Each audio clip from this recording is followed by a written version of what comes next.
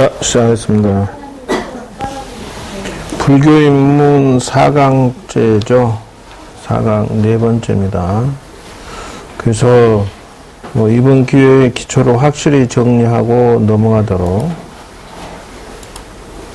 그래서 순서는 불교의 자세, 예절, 사찰의 이해, 불상, 성보, 불교의 특징, 신앙, 삼보 이해, 계율, 헌공, 기도 발언, 이런 식으로 진도를 나가겠습니다. 그래서 이제 세 번째는 사찰의 이해는 저번 주에 했는데, 약간씩만 보충하고 넘어가겠습니다. 그래서 원래는 사찰이라고 하는 것은 세 가지 의미가 있다. 첫째, 수행의 도량이다 하는 거죠. 첫 번째, 수행의 도량이다. 그래서 사찰을 하면은 아무 개념 없이 그냥 절이다 이게 아니에요. 두 번째, 전법의 도량이다 이죠. 법을 전하는 도량이 돼야 된다. 세 번째, 자비의 실천이다. 그렇기 때문에 이제 너나 없이 요즘에 가짜 스님들이 10만 원, 20만 원 주고 승려증 하나 받아가지고 혼자 옷 입고 스스로 법사 스님 이래가 절을 차리고 운영하면은 사찰의 의미가 안 된다는 것이에요. 왜 그러냐면 첫째, 거기가 수행의 도량의 내용이 들어있느냐 하는 것이죠. 근데 무당식으로 천도제만 한다. 이건 죽은 절이다, 이게. 그래서 그 절의 주지 스님이 정규 불교대학이나 수행을 마쳐서 수행을 가르칠 수 있는 능력이 있어서 명상이나 참선 교육이 있어줘야 된다 해서 참선대학이 참선 위파사나나 참선대학을 해줘야 된다. 그러니까 절이라고 하면은 사찰이라고 하면은 이게 빠졌다 그러면 이 절은 절로서의 기능이 정지돼 버린 거예요. 두 번째, 전법도량 하면은 그러니까 명상도 이 안에 들어가죠. 예를 들어서 여러분이 아이들이 학원 가는데 학원의 메뉴가 무엇인지 일단 봐야 되는 거예요. 여기 위파사나도 이 안에 들어가는 거예요.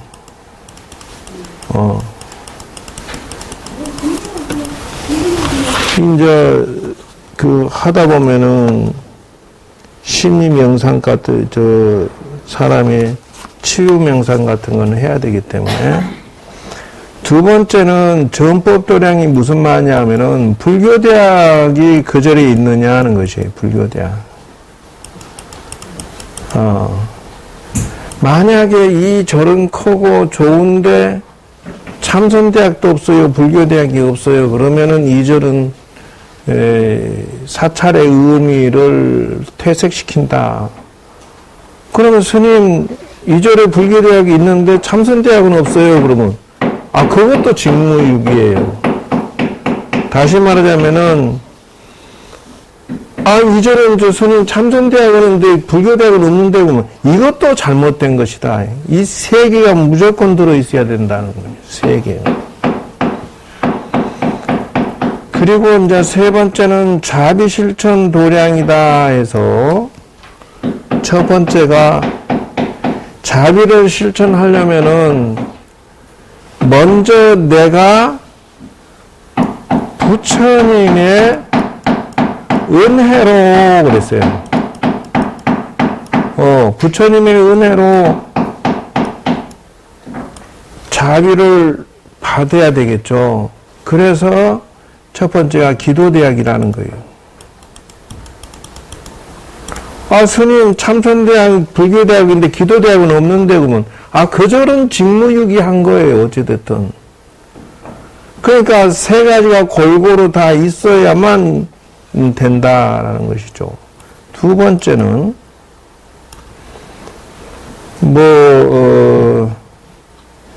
사찰이라고 하면 이 매뉴얼이 다 들어있어야 돼. 그래서 부처님의 은혜와 자비를 배우려면은 기도대학을 다녀서 그 기도하는 법이나 또는 그 부처님의 가피력과 자비력을 받아서 신앙생활이 돼야 된다는 것이죠. 신앙생활이 안 돼, 몰라, 뭐 주먹구구식이야. 이건 절이 아니라 이건 영업 뛰는 장소가 돼버리. 그냥 장사꾼의 절이다 이거죠. 그리고 이제 두 번째는 그 자비의 실천이 무엇인가 있어야 된다. 즉 다시 말하면은 이 절에서 복지관이 됐든지 주변의 이웃을 돕는 그 무언가 선행공덕을 짓는 과정들이 있어줘야 된다. 그게 이제 예를 들어서 절은 크고 운영은 잘 되는데 주지스님 개인 돈만 불려주고 있다. 이건 죽은 절이다 하는 것이죠. 그 절의 수익 구조를 관심 있게 봐줄 수밖에 없는 것이 안 됐지만은 우리나라의 유명한 스님일수록 자비 실천을 하나도 거의 안 해버려. 이게 넌센스라고 그래요. 종종 스님 특별히 착한 일 한 게 없어. 무슨 인천 영화사 같이 그런 큰 스님들이 특별히 착한 일을 하는, 당신이 활동하는 게 아무것도 없어. 0.1mm도. 그러면 사찰의 의미에서 실천도량에서 잘못하고 있는 것이다. 그러니까 이름만 유명하고, 그 절에 그러면 수익 구조는 어떻게 하냐? 그 절의 수익은 몽땅 큰 스님이 다 가져가고 있어요, 지금. 월급 주고 나머지는 다 자기 것이 돼버리니까. 세 개 중에 하나만 빠져도 이 절은 절의 의무 구조를, 사찰의 의무 구조를 위배하는 절이다. 명심해야 된다는 것이죠. 이것이, 그러면 이제, 그것의 모델링이 뭐냐면 중린정사하고 기원정사다. 최초의 절의 구조예요. 그래서 숲도 있으면서 동네도 가깝고 공원택이죠. 이런 식으로 돼 있어서 다 기부를 해서 이게 이루어진 절이 이루어져 있어요. 그때 당시엔 특별히 건물이 없었지만 여기 같은 경우는 이제 건물 구조가 있는데 나무 밑에서 그냥 수행하시고 그리고 바로 하나 들고 그냥 쭉 동네 한 바퀴 돌아오시면 거기서 또 명상하시고 이랬다는 것이죠. 이미 거기는 1250인의 대중들이 수행을 했었고 또 스님들과 제가 불자들 향해서 법문하셨고 참선했고 또 그 스님들이 주변 사람들을 위해서 구원의 행동을 했다. 그래서 자비실천에서 세 번째는 스님이 인생 상담을 할 수 있는 능력이 있어야 된다. 자비실천에서. 즉, 다시 말하자면은, 사회의 상담사 역할이라고 하는 것은 어떤 거냐 하면은, 삼국지에 나오는 유비현덕이 간우장비만 데리고서 아무리 뛰어도 성공 못했지만 제갈공명을 만나서 인생이 풀어지는 것처럼 스님은 여러분들 신도들을 상담해서 인생이 위로 올라갈 수 있도록 어드바이스, 코치 이 방법을 알아야 된다. 그래서 부처님께서는 이 당시에 귀족과 평민들이 부처님한테 절대적인 맹신을 한 이유가 뭐냐 하면은 첫째는 부처님의 육신통행. 상담을 들어주시는데 그냥 신통력으로 환히 그냥 지난 시간을 다 보시고 미래 시간까지 다 예측을 다 하셔서 방향을 정확하게 설정해 주셨다. 상담의 첫 번째 사례예요. 근데 이게 현대판으로 내려오면 수행을 덜 하기 때문에 신통이 모자래요. 한국 불교식으로 그 수행을 하면은 신통이 안 생겨요. 가나서는 그 부처님의 수행법하고 달라서 사람의 영이 맑아져서 무언가 볼 수 있는 신통력을 갖추는데 좀 문제가 있어요. 앞뒤가 꽉 막히게 되어 있는 수행 구조예요. 그래서 도는 통할지 모르지만 도통했다는 것은 내 본래 자신의 영혼의 자아를 깨달았다 이런 말을 할 수 있을지 모르지만 신통력은 완전 배제된 어떤 그런 약점을 좀 지니고 있는 현상이에요. 그러면 전국에 종종 스님이라든지 해국 스님이라든지 유명한 스님들이 그러면 신통이 있느냐 하면 no. 완전 깜깜하다. 완전 먹통이다. 가서 스님 나 어쩐데 이러고 와서 상담하면은 그냥 일반 상식선에서 얘기 이상 더 들을 것이 없다. 부처님은 이게 가능해서 신도가 오면은 왕이 됐든 귀족이 됐든 어떻게 인생 코치를 받으면 시원하게 그냥 다 알아맞혀 주시고 또 길 안내를 제대로 해 주셨지만 지금 현대판의 큰 스님들은 먹통 그 자체야. 이걸 능히 갖출 수 있는 스님이 단 한 명이라 있느냐 하면 지금은 명예직의 큰 스님이에요. 명예직. 이래놓고 뭐라 하냐면 책으로 보는 방식이 있죠. 책으로 보는 것은 명리학이라는 건데 책으로 보면 미신 이런 식으로 해요. 코치, 인생 코치를. 그럼 하지 말라는 말밖에 더 돼?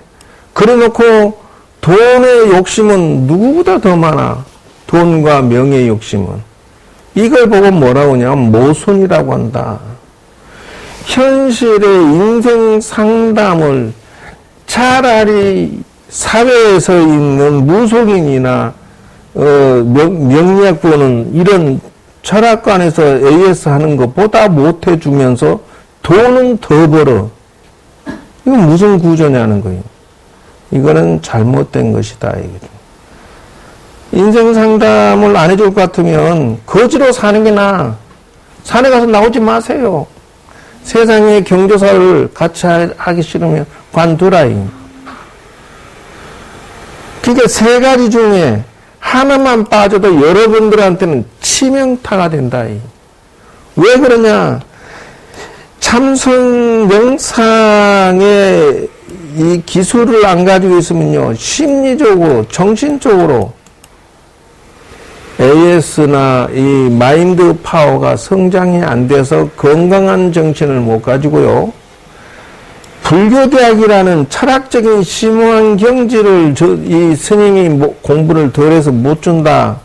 이러면은 사상적인 체계가 정리가 덜 돼서 여러분들이 세상을 살아가는 데 있어서 정신적인 그 기본 뼈대가 안 잡혀 있으면요. 살아나가는데 문제가 많다. 그래서 그것 보고 뭐래. 지금 무슨 현우증 무슨 증이라나 애를 죽였다나 어쨌다나 그랬잖아요. 조현증인가? 50만 명이래. 50만. 조현증이 50만 명이래. 근데 이 타종단이 타종교인들이 생길수록 교인들이 많이 생길수록 조현증인 이런 사람들이 더 많이 늘어날 수밖에 없는 구조인데 정신건강에 성경이나 신구약에서는 정신건강에서 참선명상이란 단어 자체가 없으니까 일본이 빠졌으니 당연한 것이에요. 일본이 빠졌으니. 일본의 구조도 잘못된 구조를 지금 사람들이 세뇌시키고 있기 때문에 이건 당연한 조현증이 생길 수밖에 없다. 3번도 마찬가지다 이거죠. 그래서 여러분이 이 중림정사에서 이 세 가지를 다 했음을 알 수가 있다. 기본정사에서. 그래서 그리고 이제 네 번째야, 세 번째야. 인생 상담인데 역시 여기서도 기억, 니은, 디귿은 뭐냐면 스님이 세상의 인생 경영에 성공을 했어야 된다라는 전제 조건이에요. 이유가 뭐냐고요? 여러분들의 인생 코치를 하고자 한다면 지가 이 스님 네가 스스로 자수성가의 어떠한 그 모델 케이스가 돼야만 사회 사람들한테 이 서론 본론 결론 인생의 기승전결로 풀어가는 방법론을 코치할 수가 있지 사회 경력이 전혀 없어. 그러면 여러분 가서 무엇을 상담받을 거야? 순수하게만 살으세요. 착하게만 살으세요. 이 말 외에 더 들을 게 뭐 있어? 그럼 왜 그거와 상담을 해요? 이 어드바이스 코치 선생은요, 제갈공명의 역할이라고 하는 것은 인생의 잘못된 길을 코치하는 것은 인생 경영이 됐던 또는 돈의 경영이 됐던 이런 것들에 대해서 좀 알아서 코치를 해줘야지 이 디귿번의 인생에 그 사람이 도움을 못 받는다. 이게 자비실천에서 누락되는 것이다 하는 것이죠. 니을번은 뭐냐면 어째 이게 내용이 뭐 이해가 안 돼요? 전혀 동떨어진 거 아니죠? 네 번째는 스님이 경조사를 눈을 떼야 된다라는. 그러니까 여러분도 마찬가지지만 스님도 경조사에 어느 정도 눈을 떠서 지역의 경조사에 동참하면서 예를 들어서 이번에 뭐 중랑구에서 동사무소에서 행사를 치르는데 스님 SOS 하니까 가서 기부를 딱 해주고 저 동네 사람들 무슨 뭐 필요한 거 있으면 연탄 천장이 몇 차가 됐든지 뭐 배추가 몇 차가 됐든지 매년 꾸준하게 지역민을 위해서 경조사를 챙길 수 있어야 된다. 뭐 소녀소녀 가장을 돕든지 뭘 하든지. 그래서 뭐 또 중랑구 쪽에서는 장미축제 하는데 뭐 배너 광고라 해서 이 전봇대 이렇게 옆에 꼽는 거. 그래서 절에서 광고 겸해서 일정 수준의 현수막을 지원해 주세요. 그래서 그래 지역문 축제 현수막 지원해 줄게요. 그래서 50장 이렇게 경조사를 동참해서 지역 사람들이 혜택을 입고 도움이 될 수 있는 것에 자비실천 도량이 협조가 돼야 된다. 미음. 그리고 미음, 기억, 디귿, 니을, 미음 번째는 뭐냐면 자비실천 도량에 걸맞게 되려면 어쩔 수 없이 전국의 주지 스님들은 사회복지사 자격증 1급이나 2급이나 꼭 따서 지역민의 그 복지에 동참해야 된다. 이게 자격증과 동참을 해야 된다. 그래서 제가 지금 저쪽에 쌍문동 복지관장이고 사회복지사 1급 자격증 따서 하는 소리가 아니에요. 거기서 이제 매달 내가 270만 원씩 그 불이웃돕기에 동참하도록 제출을 제공하고 있는데 내가 뭐 넉넉해서 그런 거 아니에요. 예. 그래서 그 여유가 있어서 그런 것도 절대 아니에요. 이 공사 그 3년 동안 지으면서 빚진 것도 많고 힘든 것도 대작불사하면서 많이 힘들지만 일단 하고 보는 거예요. 일단 하고 보는.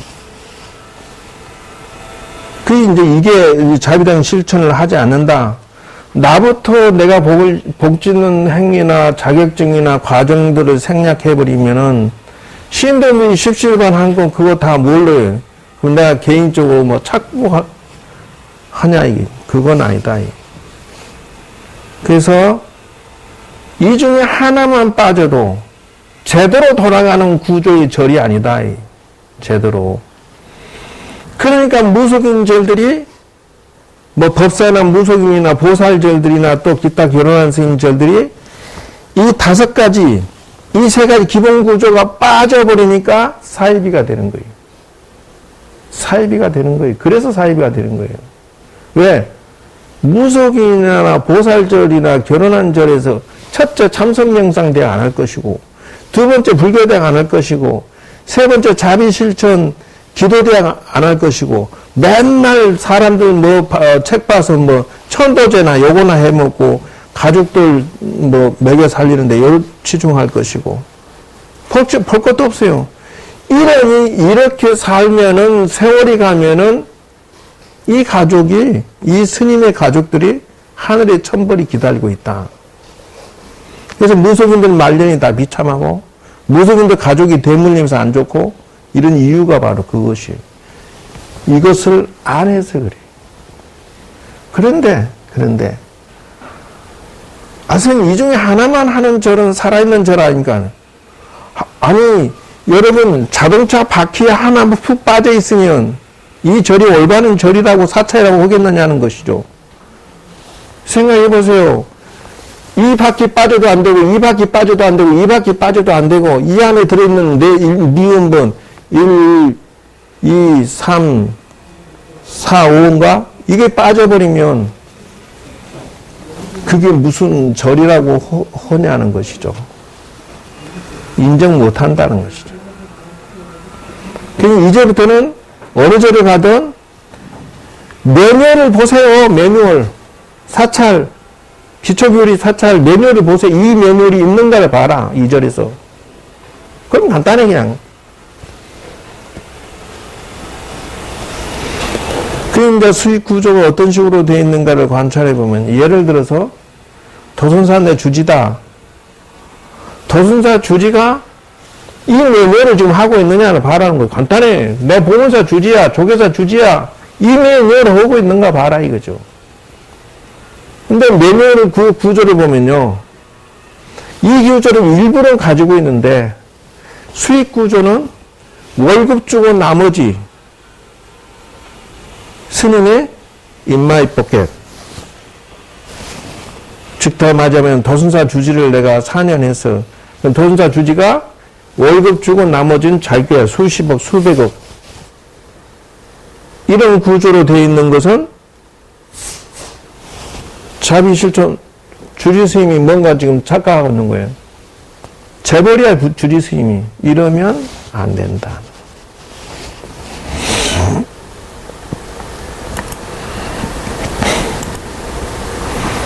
그러면 누구 손해요? 다니는 신도들 손해. 예, 재수 없을 거니까. 사이비를 다니면 사이비 가보 결론이 나오기 때문에 어쩔 수 없다. 그래서 오늘날의 사찰의 구조는 이게 있어야 된다. 첫째, 수행의 장소가 있어줘야 되고요. 두 번째, 전법의 장소가 있어줘야 되고요. 세 번째, 예경의 장소가 있어줘야 되고요. 네 번째, 봉사의 장소. 다섯 번째, 교육의 장소가 있어줘야 된다. 그러니까 예경이라고 하는 것은 이건 법당이죠.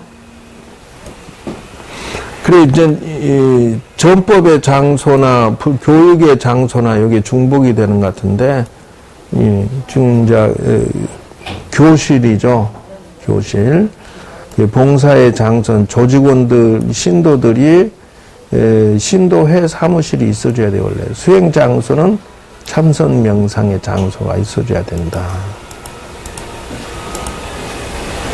그래서 사찰의 구조는 지금 현재 보다시피 이런 구조로 이루어졌어요. 이게 전통 구조죠. 이건 송광사 사진이죠. 그래서 이제 절에 가면 왜 저런 현상으로 돼 있을까? 대문도 왜 이렇게 많을까? 이러는데 이게 보면은 이 구조가 1번이 해탈교회, 개천이 이렇게 흘러가고 있는 것을 알 수가 있어요. 이걸 해탈이라고 한다. 해탈. 지금 다시 말하면은 차안과 피안이라고 해서 이 도를 통해서 그 들어가는 입구다 이런 뜻이에요. 그러니까 요 밖에는 속세고 해탈교 안으로는 출세관이고 이렇다 하는 것이죠. 그리고 이제 보통 보면 들어간 입구 쪽에 보면 부도전이라고 보통 탑들이 수십 개 있는 게 있어요. 그거는 그 자리에 옛날 큰 스님들 돌아가시면 사리를 봉안하는 장소다. 세 번째가 일주문이. 기둥이 양옆에 하나만 있고 이렇게 지붕이 얹혀져 있는, 그래서 진리의 문이다. 진리는 일주 한 가지다는 것이죠. 그 다음에 보면은 4번이 사천학문이에요.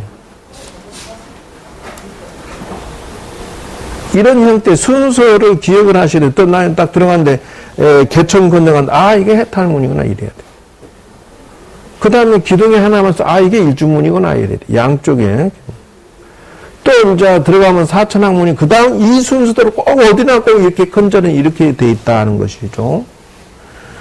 그 다음 이제 5번에는 그 누각 형태로 돼 있거나 그 부리문이라고도 하는데 이런 식으로 돼 있다. 이거 대웅전 맞은편에 있는 것을 부리문이다. 그리고 이제 석등이 있고 탑이 있죠. 그 다음에 이제 법당이 있어요.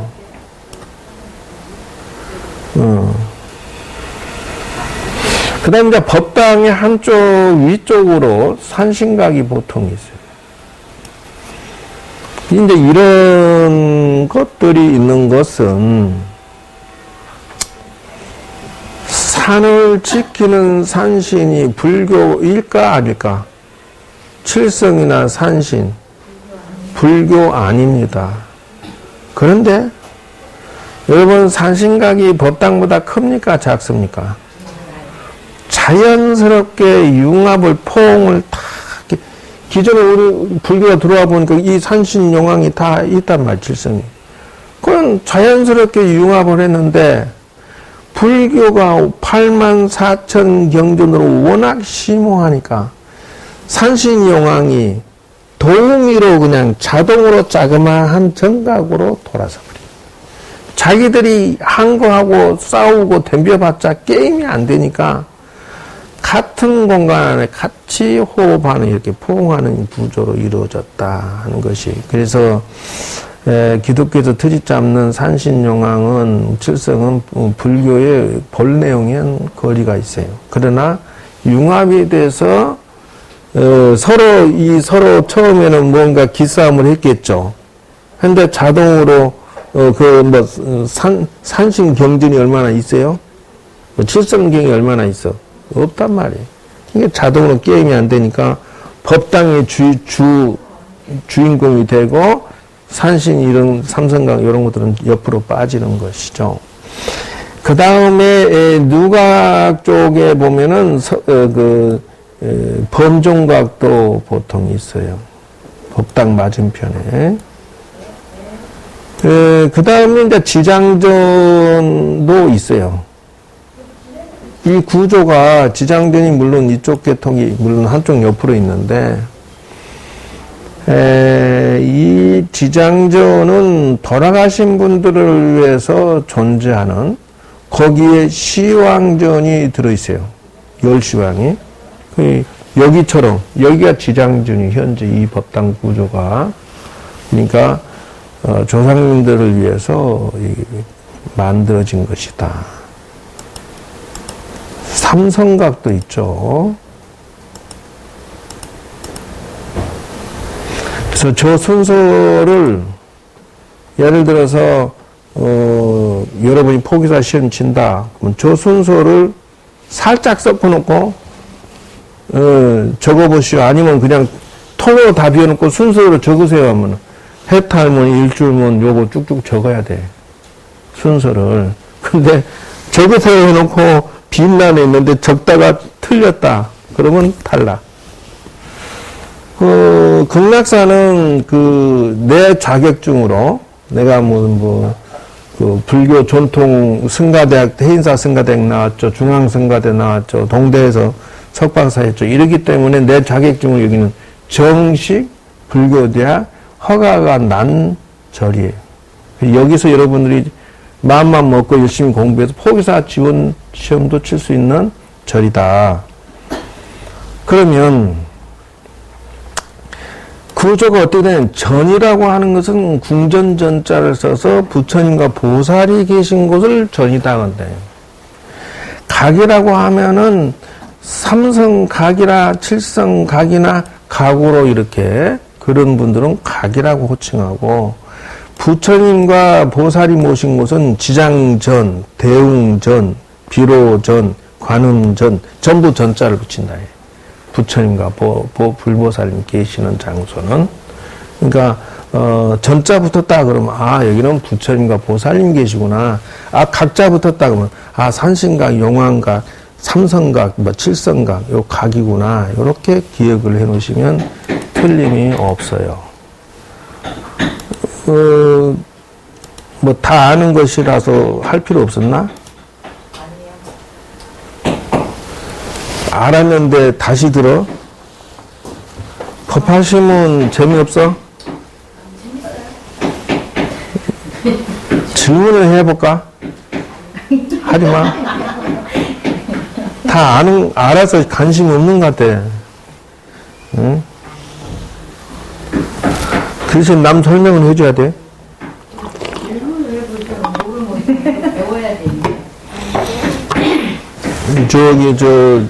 사무장은 특히 이거 설명 잘 알아야 돼. 잊어버릴 기초기를 잊어버리. 한마에 그냥 코털 뽑아버린다. 자, 요건 저번 주에 배운 거예요. 서가모니 부처님의 좌우가 누가 있다 했죠? 그래요. 문수보살과 보현보살이 서가모니 부처님 좌우에 있다. 외워놓으셔야 돼요. 또 아미타불과 약사열애가 가끔 있어요. 좌우로. 간센보살과 지장보살은 현대판입니다. 그러면 아미타불 약사열애가 서가모니 부처님 좌우에 있는 건 생각이나 했냐? 안 했다. 그러면 잘못된 거예요. 요즘의 모든 사찰은 시대가 서가모니 부처님 가운데 있어. 그러면 간센보살, 지장보살 좌우에 있다. 요거는 요즘 트렌드예요. 왜 그러냐 하면 서가모니 부처님은 부처님이니까 모셔야 되고, 간센보살님은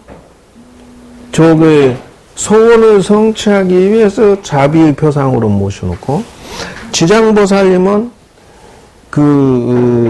돌아가신 분들을 위해서, 영가천도를 위하고 조상님을 위해서 지장보살을 모시는 이 흐름이 현대의 한국 불교 전체 흐름이다.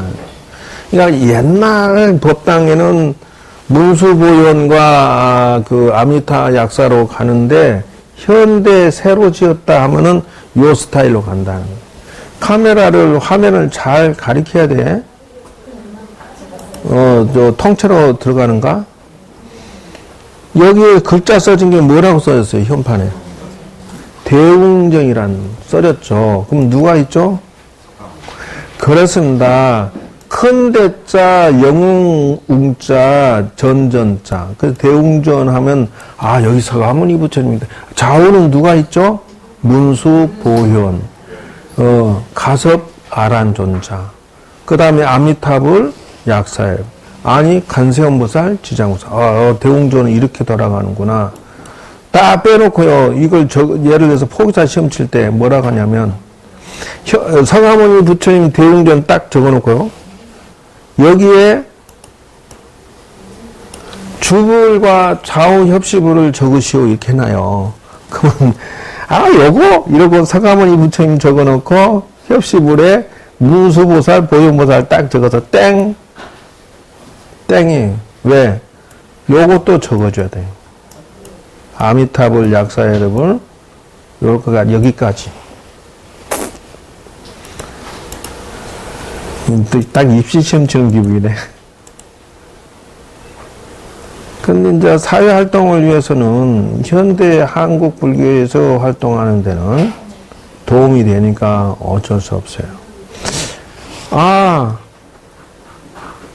대웅보전에 부처님 세 분이 뭐 들어가는 경우가 가끔 있어요. 그럼 무슨 뭐냐면 삼세불과 삼신불을 모시는 경우가 있다. 드물게.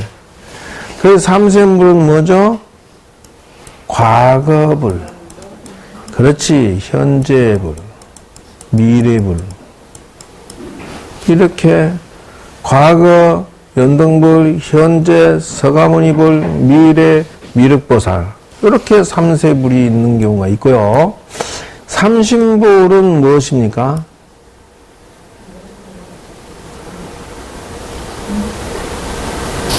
정법파. 얼른 대답해.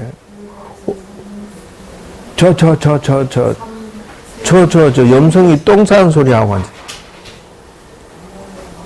염소 코털 뽑아버린다. 저번 주에 했어. 삼신불이 뭐요? 그래, 바로. 했는데 여기 질문하는데 왜 대답 못하나? 아니, 제가 그렇게 대답한 건데. 안 들었어.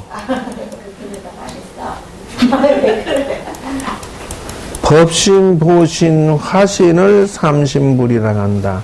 법신은 청정, 법신, 비로자나불, 원만, 보신, 노사나불, 화신은 천백억 화신, 서가모니불, 삼신불을 적으시오 그러면 이렇게 적어야 돼. 삼신불을 적으시오 하면 앞에 글자가 천백억 화신, 천백억 화신, 아니다. 청정, 법신, 비로자나불. 원만 보신 노사나불, 천백억 하신 서가모니불. 이렇게 다 적어야 돼요. 삼신불 적으세요. 삼세불 적으세요. 이렇게. 대표적인 게 고창선운사 대웅전 내부가 이렇게 돼 있다.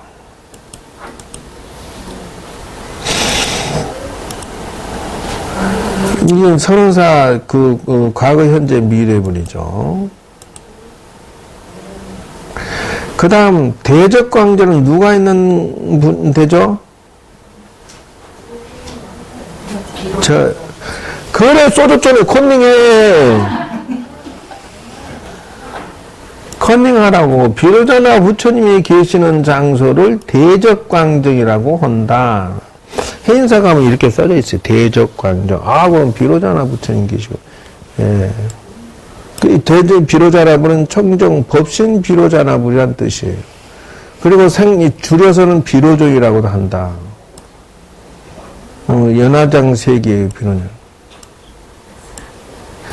어디가 그런 게 있느냐 하면 해인사 법당이 있다. 여기에 삼신불이 모셔져 있어요. 왜냐하면 아미타 부처님, 비로자나 부처님, 서가모니 부처님. 그 다음 노사나 비로자나 부처님, 서가모니 부처님. 그 삼신불을 적으세요 하면은 이렇게 딱 적을 수 있어야 돼요. 어디 해인사에 모셔져 있다. 대적광전 그러면 이렇게 가운데 주불이 비로자나 부처님. 여기 무조건 좌우 협시불로. 배워놓고 이제 다음 주에 물어보면 또 헛소리 하겠지?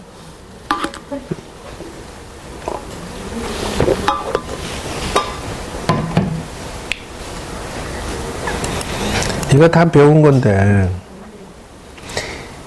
여기 보면은, 여기 이제 글자가 뭐라고 써졌죠? 여기 보면 대적광전이라고 써져 있어요. 여기가 건물이 해인사 건물. 여기서 4년 동안 승가대학에서 내가 먹고 자고, 한 방에서 50명이 같이 먹고 자고 하는데, 100명이 먹고 자고 하는, 기숙사 생활을 하는데, 35년, 40년 다 돼가네요. 참, 옛날이. 25년, 35년. 참. 여기전 대적광전 해인사 법당이죠.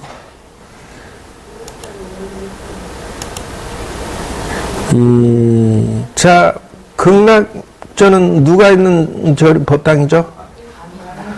무량수전이라고도 하고 미타전이라고도 합니다.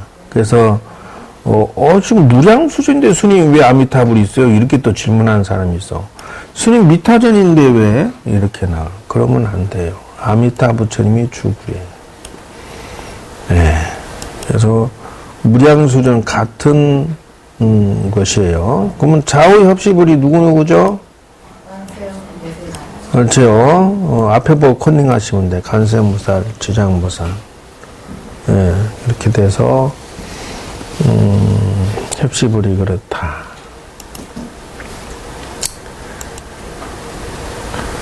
그 아미타불의 특징은 손의 수인이 동그라미를 가지고 하고 계시죠. 서가모니 부처님 손은 항마촉지 밑에를 손이 가리키고 있는데, 지장보살의 특징은 육환장이 지장보살, 지팡이. 그 다음에 이제 머리가 파르라니 깎아져 있거나 이렇게 두건수고, 간세음보살 특징은 여기에 아미타 부처님이 조각되어 있어요. 그 이제 오래된 절일수록 여기에 부처님들이 다 앉아 계시기 때문에요. 신통력이 다 있다 이래 보면 돼요. 미륵전은 누가 있는 장소? 그렇습니다. 다른 이름으로 영화전이라고도 하고 자시전이라고 한다. 잊어버리시면 안 돼요. 영화전이 누가 있는데? 자시전이 누가 있는데? 그렇습니다. 이 법당 이름을 이렇게 세 분을 다 씁니다. 그 자시전인데 스님 왜 여기 미륵부처님 있어요? 이렇게 질문하면 안 돼요. 좌우 협시불이 누구? 예, 일강 월강 보살이다. 그래서 그렇죠. 그러면 대표적인 사찰이 어디냐 하면은 법주사의 미륵전이라고 써요. 금산사의 미륵전도 있죠. 그래서 이게 미륵전이라고 적어져 있어요.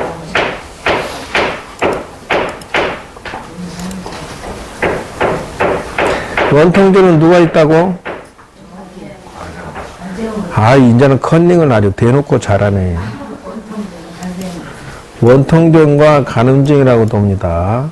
잊어버리시면 안 돼요. 그래서 원통이라고 하는 것은 원만이 통했다. 무엇을 이근 원통은 소리를 관찰해서 도를 성취했다 이래요. 그래서 중생에 의해서 모든 소리를 다 듣는다 이거죠. 좌우 보초는 남순동자 해상영화. 완전히 이거 외우셔야 돼요. 성지순례 갔는데 원통전이 누군지도 몰라요. 이러면 안 돼. 그러면 간세음보살의 이렇게 되신 간세음보살도 있어요. 이게 42수 간세음보살이다 해야 돼요. 손이 42개. 네, 그래서 42수도 있고요. 천수천한 간세음보살도 있고, 그렇게 알아놓으셔야 돼요.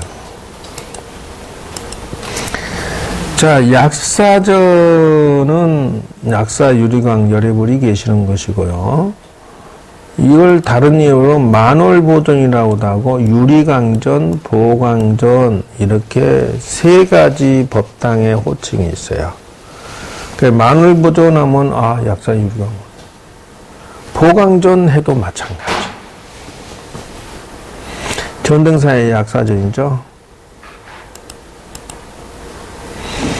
그러니까 현재 활동하고 있는 우리 또래의 모든 스님들은 전부 우리한테 비례하면은 상자벌 스님들이 다 활동하고 있다. 그럼 왜 그러냐? 우리는 일찍 절에 들어와서 법납이 높아져 버린 거예요. 그러니까 군본이 좀 빠르다 이렇게 봐야지. 이게 이제 큰 절에서도 보통 우리의 군본을 찾기가 힘들어요.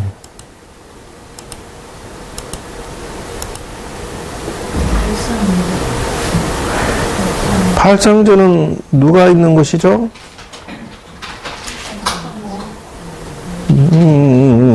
컨닝해.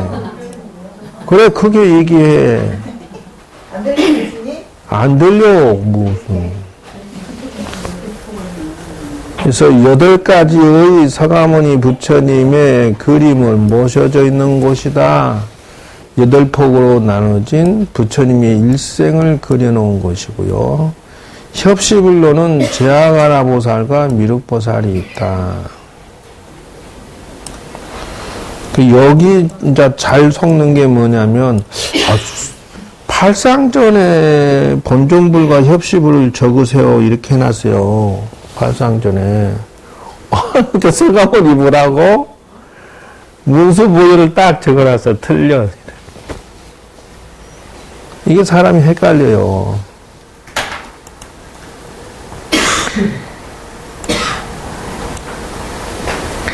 이게 팔상전이죠. 법주사에서는 내 그 추억이 남은 건 뭐냐면,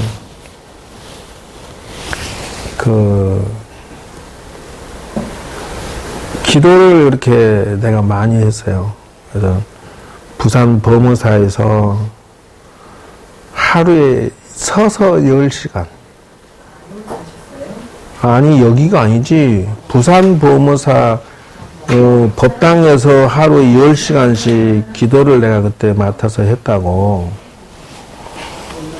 와, 그거 사람 죽을 노릇이더만. 100일 동안 하는데, 아니, 사방 사람이 다 쳐다보고 있으니까 이건 뭐 거짓말도 할 수가 없어. 팔이 빠지려고 해서 장삼속으로 요렇게 팔을 거치는, 뭐라 하나, 이거 붕대같이 생겨가지고 딱 걸치는 거. 그걸 자꾸 목탁을 잡았어. 얼마나 팔이 빠지는지. 자가 발은 뭐 부어서 퉁퉁 붓고, 하루 쫙,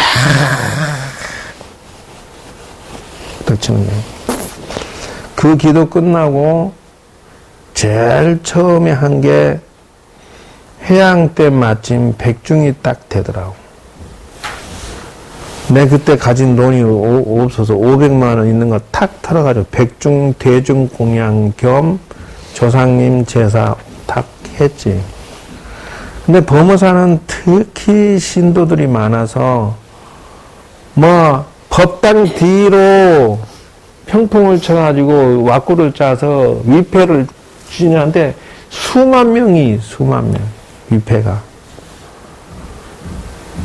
이제 그렇게 하고 나니 꿈에 현몽받기를 부처님께서 문서를 주시면서, 영가가 나를 침범하지 않도록, 따라다니던 귀신이 이제 나한테 108차면하고 간다 하고 가더라고. 그러고 나서 제일 처음에 저 친구한테 전화 온 게 법주사에서 그때 천일기도 하던 아는 도반 스님이 여기 승가대학에 강사 스님 선생 자리가 비었으니까 스님이 와서 해주면 어떻겠느냐. 행사 강원을 나왔던 동창이 그 얘기를 해. 그래서 아니 나 교육 안 해봤는데 그러니까 착실하니까 할 수 있을 거야. 이 자리 비었을 때 와라고. 그래가지고 최초로 내가 여기를 가서 옷을 입고 이 탁자에 앉아서 부처님 경전을 강의를 하는데 스님들이 수십 명이 쫙 앉아가지고 가장을 입고 인사 삼배하고 공부를 배우다가 딱 앉으는데 그게 이게 속에서 울컥 올라오는 게 내가 이 기도를 이렇게 열심히 한 공덕으로 운명이 평범한 기도스님, 이렇게, 떠돌이 기도스님 팔자에서 절제 선생의 반열로 내가 올라섰구나.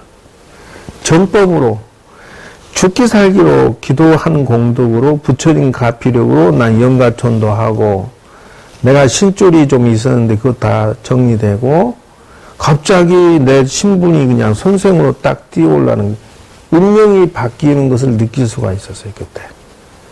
이게, 나는 그러면 부처님께서 나에게 주신 숙제는 교육자의 길로 평생 그냥 가야겠다. 그때 사실은 교육의 시작이었어요. 그게 어디냐? 이 법주사야. 법주사에서 내가 그래서 난 책이 많아서 단독방을 좀 큰 걸 줘야 된다니까. 내 개인 방이 이것만 했어. 여기서 저까지. 왜? 나만을 위해서. 그리고 스님 중에 한 사람이 나와서 비서가 돼서 빨래도 하고 내 방 청소도 하고. 그래서 운명이 바뀌는 걸 그때 느꼈고 평생의 진로를 내가 정했다. 그때부터 시작을 해서 현대판 공부도 좀 더 해야지 하고 승가대도 다시 도전하고 동대도 다시 석박사 도전을 했던 이유가 바로 이것 때문에. 몇 년 있었어. 그러니까 이제 그러니까 여러분도 마찬가지예요. 나는 내가 어디로 전공이지? 나 어디로 가지? 몰랐을 때 그냥 죽기 살기로 기도로 그렇게 열심히 하니까 그전에 무슨 뭐 천도제 큰 스님 불러서 하고 다 소용없어. 다 소용없어. 내가 직접 해야지 하고 피눈물 나게 내가 하고 나니까 내 운명이 싹 정리가 되고 진로가 열리고 신병도 낫고 모든 것이 정리가 돼버렸다. 그래서 나는 이렇게 해서 운명을 풀었어요. 그리고 운명의 진로를 정했어요. 그래서 사실은 내가 조건도 없고 이유도 없고 이렇게 한량없이 교육을 하는 데에는 바로 동기가 아까 거기에 있어요. 부산 범어사에서 기도해서 운명이 바뀌고 법주사에서 운명의 진로를 정하고 그래서 여기 공사할 때 보면 지금 위에 공사 세 팀이 움직이고 있어요. 한 전기사장 팀도 그 다음에 단청팀 3명 움직이죠. 그 다음에 이 탁자 지금 공사하는 사람이 2명 붙어 있죠. 3팀이 붙어 있어요. 근데 처음에 이 절 대작불사 할 때 10팀이 붙어서 있어도 사람 고작 해야 10명 내외인데 이 사람들이 강의 듣겠다고 턱받이하고 그 공사 바쁜 나 감독해야 되는 나를 강의하라고 일주일에 2번씩 꼭 앉아서 이러고 이런 식으로 앉아있네. 다른 스님 같았으면 딱 덮었어. 내가 이게 강의가 중요하냐. 이게 사람 몇 명 가지고. 근데 안 빼먹고 지금 7년째 계속 지금 하고 사람이 이턴 없던 끊임없이 지금 이런 화상 강의 이런 식으로 PPT 강의하는 스님은 손가락 꼽아야 돼요. 대학에서는 의무적으로 이렇게 하는데 옛날에 뭐 호랑이 담이 피던 시절 이야기식으로 한문 읽고 해석 이런 원시적인 강의는 지났다. 이런 식으로 강의를 해줘야 돼요. 눈으로 보면서. 그래서 수십 년을 지금 계속 교육으로 조건도 없고 이유도 없고 계속 보시하는 마음으로 지금 하는 거예요. 이것도 보시하는 마음으로 하지 보통 스님 같았으면 덮었어 벌써. 음악이 컬러링이 기가 막히다. 느껴고. 이거 천불이죠. 천불전 1000불전이 맞구나. 그래서 이제 법주사 사진을 보니까 옛날 생각이 나서 순간적으로 자 나한전이라고 있어요. 나한전. 이제 나는 그것을 내가 직접 체험했기 때문에 나도 내 앞가림을 못하고 방황하던 시절이 있었어요. 그때 20대. 행사 강원을 나왔어도 어떻게 할 바를 모르고. 그런데 그 덕분으로 운명이 방향이 틀어지고 그때부터 노력한 만큼 운명이 조금씩 앞으로 나가더라고. 지금의 오늘날 내가 이렇게 기도하는 법을 이렇게 자유자재에 할 수 있었던 거는 과거에 그렇게 피눈물 난 기도를 많이 했고 참선하고 경전 공부했기 때문에 아까 했지 사찰의 구조를 내가 다 가지고 있는 것이다 이렇게 봐야 돼요. 나한증이라고 하는 것은 부처님의 제자들을 나한증이라고 합니다. 아라한가를 성취한 성자들을 모신 것이다 이러는데요. 사가모니 부처님이 본존분이고 좌우에는 마하가섭존자와 아난존자가 협시불이. 근데 이게 참 대단하신 분이라고 하는 것은 여기 보면은 500난이 이게 역사적인 쇼크한 사건이라고 하는 것은 현재 지구촌에서 이 500난 중에 한 분에 해당되는 나하님이 있느냐고 질문 던지면 지금 퀘션 마크예요. 그러면 대한민국 5천만 명 중에서 500난 중에 한 나한만이라도 존재하느냐면 no라고 단호하게 얘기할 수 있다. 왜 그러냐면 500나는 육신통이 다 가능하신 분은 500나님이라고 하는데 아라한가를 성취한다. 여기 적었죠. 아라한가를 성취했다. 아라한가는 멸진정을 얻어야 아라한가를 성취한다고 그래요. 천안천이, 타심, 신족통, 숙명통, 누진통이죠. 이렇게 6가지를 다 성취했네. 그럼 이런 분이 지금 우리나라 한국에 5천만에 한 명이라도 없었다는 거예요. 근데 부처님 당시는 왜 이렇게 많아? 500난씩이나 있어요. 어마어마한 사건이에요, 이거는. 성자 한 분이 나오니까 그 밑에 제자들이 다 도인이 되어버린 거예요. 엄청난 사건이 이거는 지금. 그래서 16난이 있고 500난이 있어요. 와. 왜 또 지방방송이 나와? 본인이 저거 있으면 좋겠어? 언젠가? 3억 광년? 코딱지 부른 소리라고.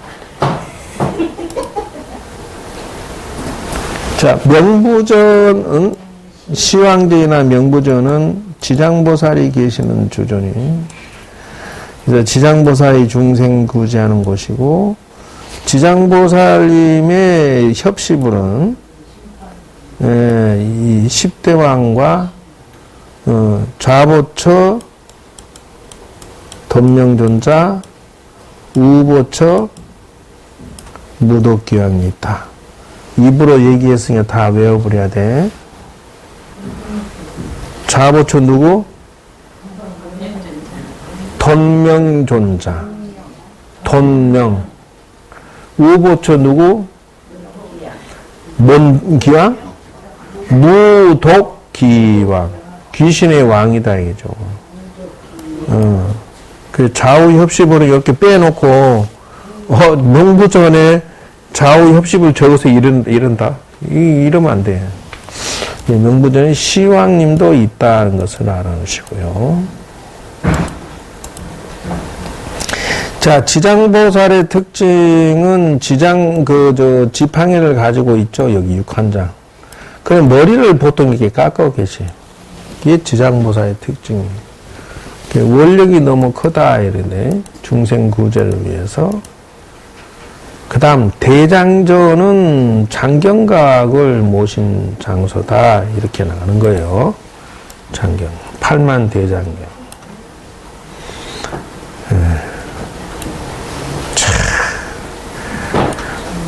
요때는 해인사에 살 때, 진짜 해인사는 사철이 분위기가 짱해. 비가 와도 멋있고, 눈이 와도 멋있고, 여름대로 푸르른 산이 멋있고, 내가 여기서 4년 동안 승가대학에 있으면서 8만 대장경 안내를 내가 맡아서 했거든. 내가 했다 그러면 사람들이 구름같이 모여. 이게 뭔지는 모르지만 내가 그때 언변력이 좀 있었던 것 같아. 이게 보통 보면 그 법당에 이렇게 있으면 법당 뒤에 이렇게 정각이 있어요. 팔만대장경이 법당 뒤로 이렇게 올라가게 돼 있어요. 굉장한 사건이 이건 굉장한. 이걸로 몽고군을 물리친 거 아니요? 이 공덕으로. 대장경 모신 공덕으로 그 삽살개가 여기 한번 들어갔다 나왔다 오래 옛날에 해인사의 유명한 사건이 그거는 개가 여기를 들어가는 사건. 왜 그러냐면 저거 어머니가 돌아가셔서 꿈에 나타나가지고 그러니까 이 길을 찢으면 진돗개가 뭐 사냥개가 된다 해서 길을 찢으려니까 개가 도망쳤다는 거 아니요. 그래서 꿈에 나타났고 이놈의 자식아 너그 어머니인데 내가 너그 형 거 쌀 좀 동생 주다가 내 독재한 죄로 그 집을 지키라고 강아지로 태어났는데 근다고 네가 내 길을 잘라야 그래. 그 보니까 진짜 개가 집은 안 들어가고 뱅뱅 돌더라고요. 그래서 잘못했습니다 이게 들어오세요 하니까 들어오기는 하는데 경계를 계속 하더래. 그래서 밥을 이렇게 주는데 밥을 잘 안 먹더라는 거예요. 개밥을. 그러니까 꿈속에 나타났고 야 이 개 같은 자식아 어떻게 나를 갖다가 네가 몇 시에서 밥을 그렇게 주냐 밥상을 차려줘야지 이랬다는 거예요. 그래서 아니 개가 그래서 너무 신기해서 밥을 잘 안 먹고 그래서 밥상을 차려놓고 저 어머니 와서 드세요. 정말로 개 강아지가 올라와서 밥상에 올라서 먹더라는 거예요. 그러면 이제 저 어머니 모시듯이 하는데 꿈속에 또 나타나는 내가 세 가지가 소원이다. 이게 뭐냐? 첫째, 내가 옛날에 그때는 기차를 안 타봤다. 내가 기차를 타보고 싶다. 두 번째가 뭐냐 하니까 해인사가 뭐 8만 대장경이 있다는데 저 8만 대장경 구경하는 게 소원이다. 그 이제 마지막에 나를 위해서 연불 한번 해다오 이래. 그래서 강아지를 데리고 기차를 타고 해인사를 가서 걔가 막 법당 앞에를 들어가고 법당 들어가려고 그러고 막 이러니까 스님들이 즐거움을 한 거지. 막았는데 이 상주복을 입고 정식으로 요청을 해가지고 이 8만 대장이 문을 열어야만 들어가. 그래서 판각 이 주인 담당 스님이 열쇠를 열으면 이 안에 골목을 들어갈 수가 있어요. 그럼 뭐 일반적으로 들어갈 수가 없어. 잠겨 있지. 특별히 열어가지고 여 안에를 걔가 막 구석구석 한 바퀴 돌아. 그래서 신기한 사건이다. 그때 그랬다는 거예요. 그리고 제사 지내고 이제 천도됐다. 이래. 실제 실화예요. 조사당이라고 하는 것은 이제 조사 스님의 영정과 위패가 모셔진 장소. 그래서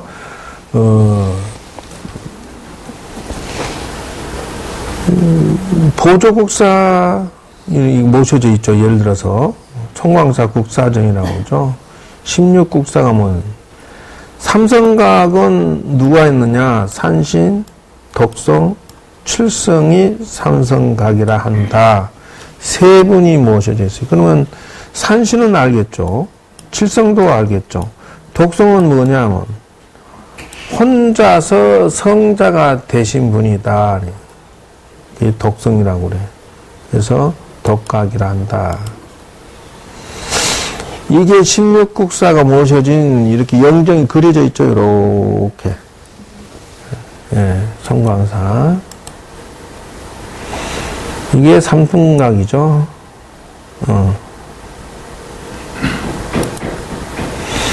그 다음 이게 범종각이죠.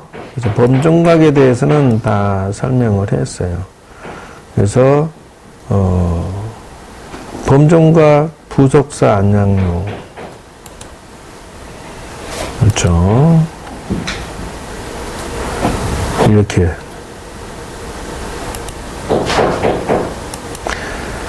요게 범어사 일주문이죠.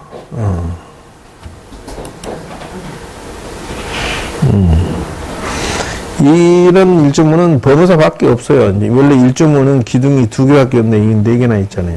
이건 범어사밖에 없어요.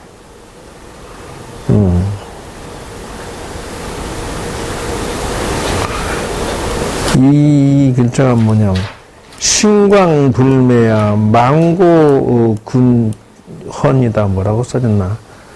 신기한 신광이 신비한 그 눈으로 번쩍하고 이렇게 신비한 눈으로 불매야 매하지 않는다. 망고의 군이 망고에 휘두르고 뭐 이런 드날리는 것에 매하지 않고 신기한 빛으로 본다 그런 뜻이겠죠. 입차문내해서 그러니까 신비한 그 신통력의 눈으로서 매하지 않고 그냥 촥 봐버리고 입차문내해서 막존지혜하라. 이 들입자죠. 이 문 안에 들어와서 이런 뜻이. 이 문 안에 들어와서 막존이라고 하는 것은 하지 마라 이런 뜻이에요. 지혜 잘난 체 하지 마라. 왜 그러냐? 세상에 존재하는 지혜는 공이기 때문에 이 안에 들어와서 절에 들어와서 뭐라고 말하면 그는 어리석은 놈이다는 뜻이.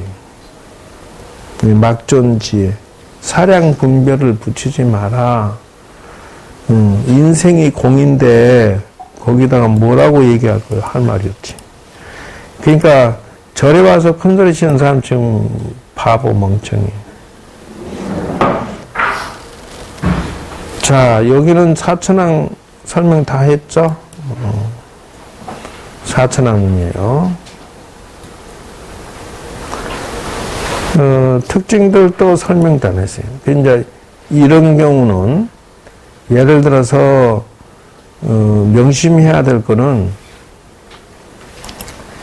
사천왕 기도법에 대해서 눈을 떠야 된다는 거 저번 주에 얘기했는데, 그래서 1. 절에 들어오게 되면은 지국천왕의 맹세를 하도록 해라. 이게 무슨 말이냐면 지국천왕처럼 불법을 정법을 이제부터는 내가 지키겠다고 해라.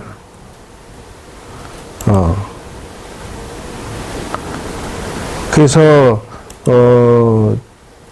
정법을 지키겠다라고 하는 것은 무슨 말이냐 하면은 불법성, 부처님의 정법과 서성, 선지식을 내가 지키고 보호하고 내조하겠다 맹세해라는.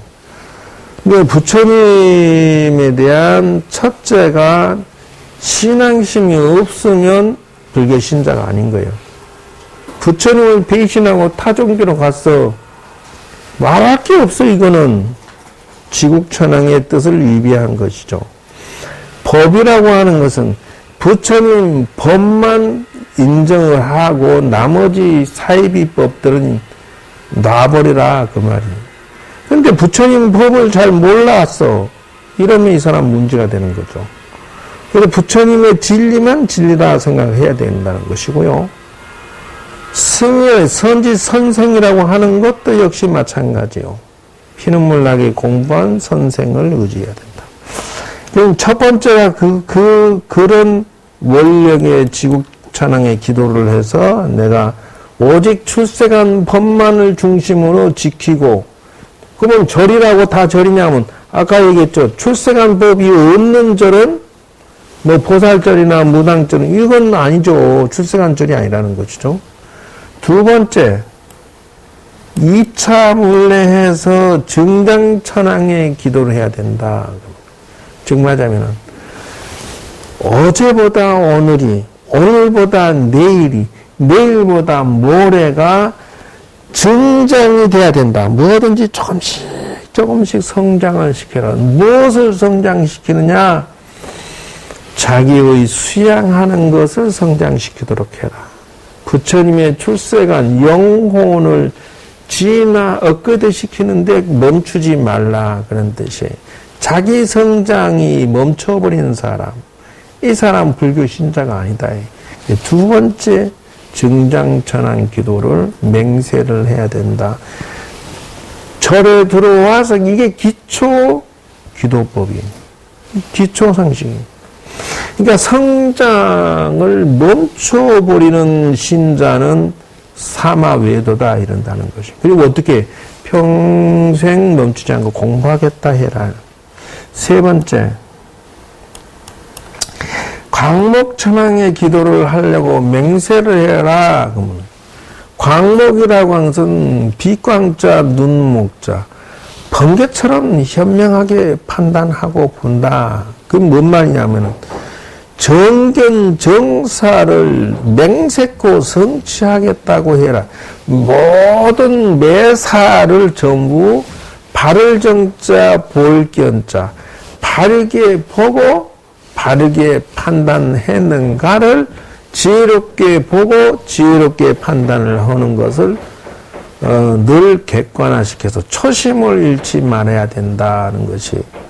근데 사람이 어느 정도 가다 보면 초심을 잃어버리거나 현명한 판단을 매번 내려야 된다. 살면서 여러분들이 매번 판단 내릴 일이 꼭 생겨.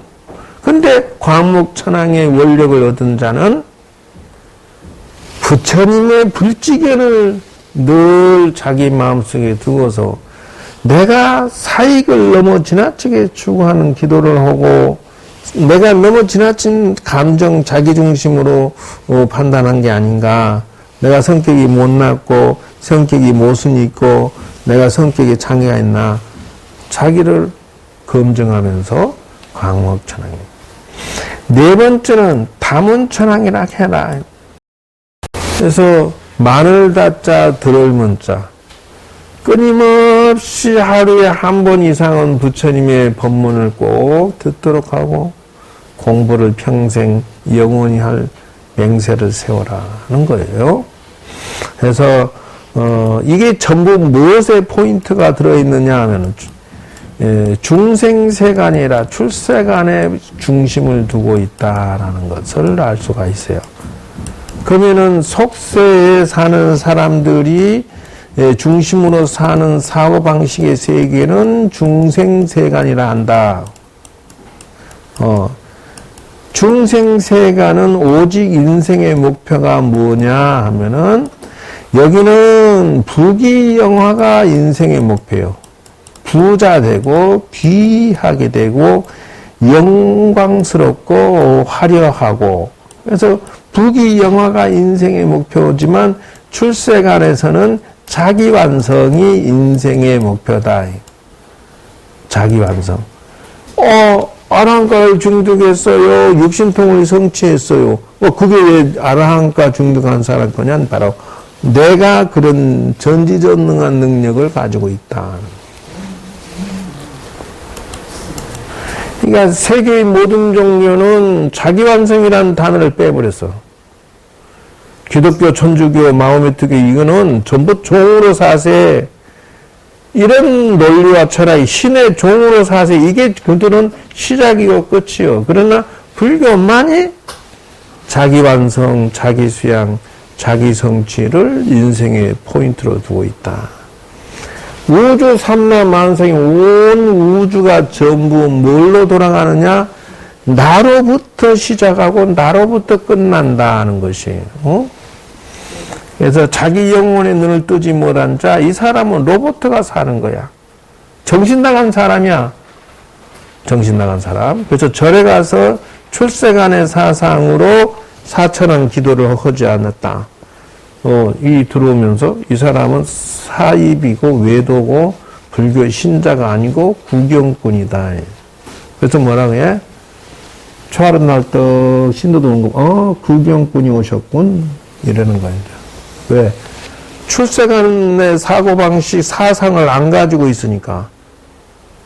내 자식도, 내 남편도, 나도 모두 출세간 사상으로 한 발 한 발 증장시키면서 살아야 이 사람이 정법으로 사는 것이고, 출생안에 사상이 없어. 이 사람은 사법으로 세상을 사는 것이다.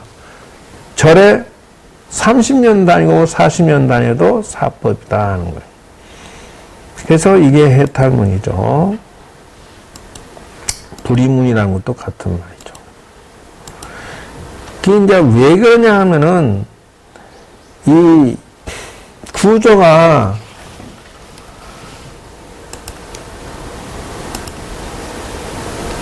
이거죠. 지옥하기 축생 소라 인간 천상의 구조에서 왜 해탈이라고 했느냐 하면은 인간의 입장에서 업을 지으면 밑으로 떨어지니까 사막도 다 지옥하기 축생으로 떨어지고 형벌을 다 받고 나면 위로 올라오니까 인간이 되고 인간의 입장에서 선행 공덕과 수행 공덕이 높으니까 위로 올라가서 천상의 공덕을 받아요. 그러나 복진 타락에 복을 다 받았으니 도로 떨어지고 그래서 내려가고 올라가고 내려가고 올라가고 이걸 보고 뭐라 하냐 윤회 사상이다 한다. 뭐라고? 업을 지어놓고 안 내려가기 싫다고 내려가지지 않느냐 하면 그네 아줌마 내려가듯이 내려가는 거야. 어쩔 수가 없어. 업을 지었으니까 내려가는 거야. 뭐 손실이 뭐 이든 나오든 다 내려가는 거야. 천하 없어도 소용없어. 내려가기 싫어. 아무리 파동 쳐봐야 떨어지네. 교도소 들어가는 거야. 그래서 윤회 사상이 인도에 불교가 나오기 전에 있었다 없었다? 어떻게 그걸 맞췄어? 살다 보니 또 맞히기도 한다. 참 잘했어요. 윤회 사상은 인도의 바탕에 있었습니다. 단 차이점이 뭐냐면 윤회 사상을 가져다가 인도의 기존에 있는 브라만 종교들이 뭐를 했느냐. 자기들은 꼭대기, 브라만족, 그 다음에 크샤트리아, 그 다음에 바이샤, 수드라, 그 다음에 불가천족에서 계급을 딱 나눠놓고 수드라나 바이샤나 요 밑에 계급, 노예 계급으로 태어난 자에게 뭐라고 하냐면 야, 네가 전생에 죄를 많이 지어서 노예 계급으로 태어났으니까 찍소리 하지 말고 죽을 때까지 노예라 살아. 이렇게 세뇌시키기 위해서 이 윤회 사상을 사용을 했다라는 거예요. 양반은 너는 전생에 복을 지었으니까 양반에 태어난 거야. 이렇게 하면서 양반이 못된 짓을 해도 내버려 두고 쌍놈은 말에 이 종놈은 막 부려먹고 이런 구조로 이 윤회 사상을 사용을 했다.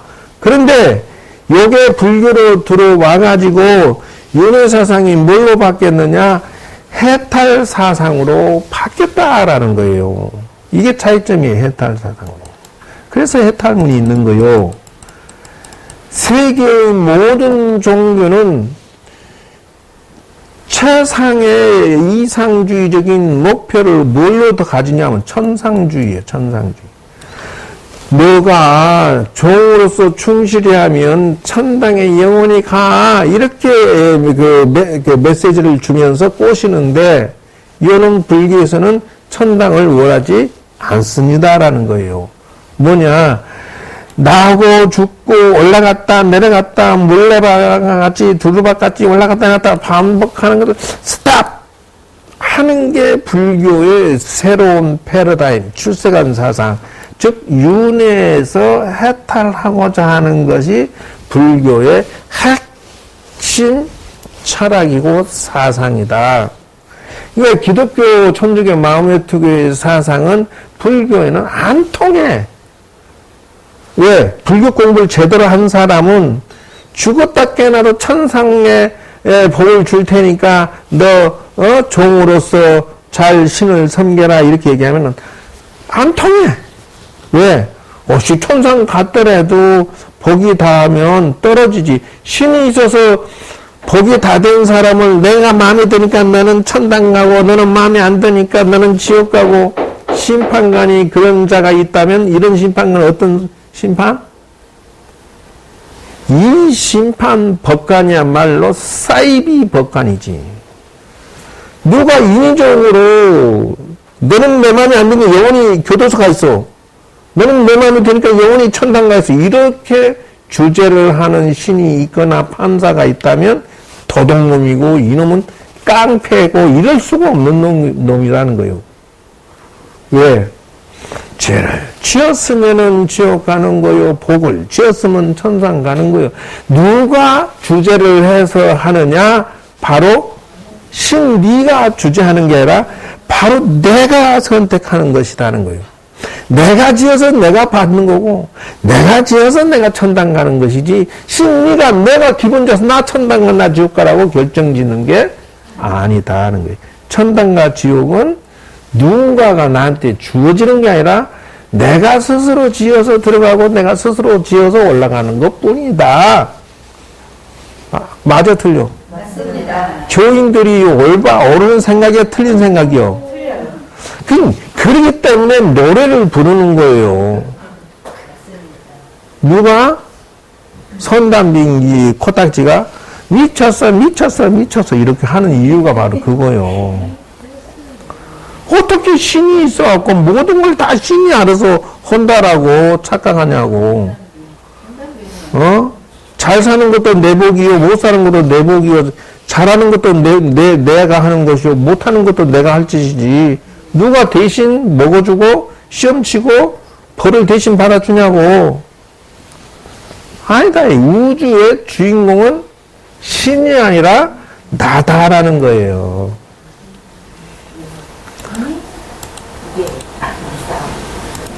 뭐라고 삐약거렸어? 이 옛날에 했던 거요. 또 저렇게 촌스러운 소리 하고 있어. 그래서 절에서 이 해탈문은요, 바로 그런 의미를 가지고 있어서 세상의 모든 철학과 사상과 그 목표 패러다임이 절에 오면 박살나버려, 그냥. 게임이 되질 않아요.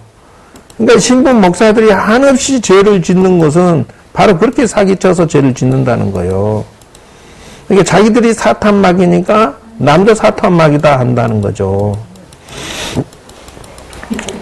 뭐라고 했어? 목사님, 나는 50명 모셔다가 스님께 교육 좀 받아요. 그게 안 돼. 왜 그러냐고?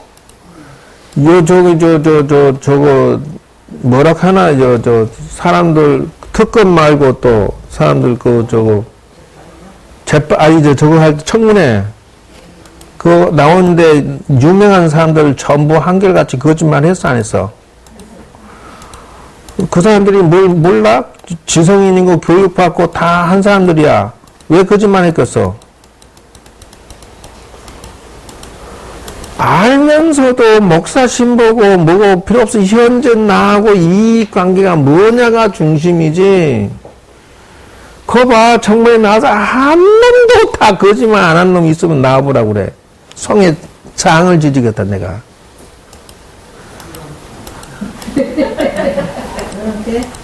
고향 때 그놈도 도둑놈이잖아. 아니 목사님도 이걸 알고 있다고요? 왜 몰라 이거를?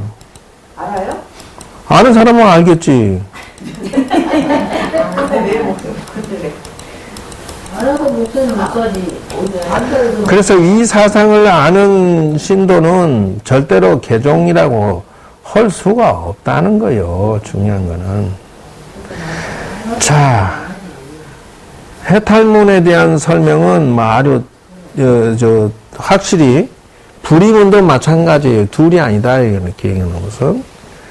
다른 거 가지고 절에 와서 이 절문에 들어와서 시시비비 하지 말란 이유가 바로 그거예요. 게임이 될 수가 없어요. 자, 절에 가면은 요런 글자들의 그 건물들이 있어요. 그래서 신검당, 정묵당, 해행당, 수선당, 염화실, 반야실, 설선당, 향정로전 이렇게 나오는데요. 신금당은 승가대학이 신금당을 주로 많이 써요. 승가대학 그 한문 경전 학생들이 공부하는 것을 신금당, 정묵당. 해행당, 해행당, 수선당은 요거는 선방에서 주로 써요. 수선당이라는 거. 참선한 스님들 뭐. 염화실, 반야실은 방장 스님이 주로 써요. 예, 설선당도 마찬가지고, 향객전은 여기는 이제 기도하는 장소고, 이게 여사체에 이런 구조로 되어 있다. 자, 그 다음에 이제 수투파라고 하는데, 이걸 부처님 사리를 모신 걸 수투파 탑이라고 해요. 봉정암의 이 탑은 무슨 탑이라고? 컨닝한 것.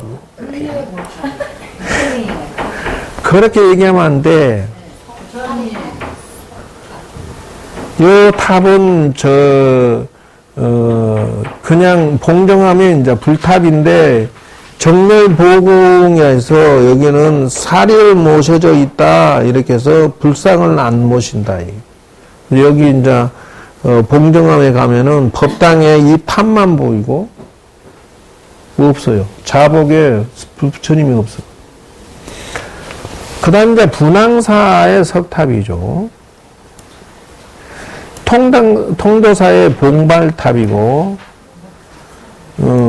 여기도 모종 석탑이죠. 그래서 이제, 보통 보면은 전탑이라고 하는 것은 뭐냐면, 벽돌처럼 층층이 쌓아놓은 걸 전탑이라고 해요. 요건 중국에 많이 있어요. 그 다음에 이 석탑이라고 하는 거, 이런 그 석탑은 세계적으로 한국이 제일 많아요. 근데 좀 이상한 상황이에요. 한국 사람들은 이 돌을 다듬어서 탑을 만들어요. 그리고 일본 사람은 목탑을 주로, 나무로 탑을 했다. 그 다음, 부처님의 다비탑이 요래 생겼어요. 인도에 가면. 그래서 이제 부처님은 전신이다. 사리로 됐다. 그 다음, 금강계단은 수계의식을 집행하는 장소를 말한다. 그래서 통도사 금강계단이 이래 있죠. 여기는 부처님 사리가 있어야죠. 통도사 이 법당에는요, 부처님이 안 계십니다. 그 다음에 요거는 석등이라고 하는 것은 말 그대로 여기다 옛날에는 호롱불 놨어요. 밤에는 호롱불 놨어요. 이건 감로탑이죠. 보종사. 석등은 경례를 밝히는 거. 부도는 고승의 탑이다. 이렇게.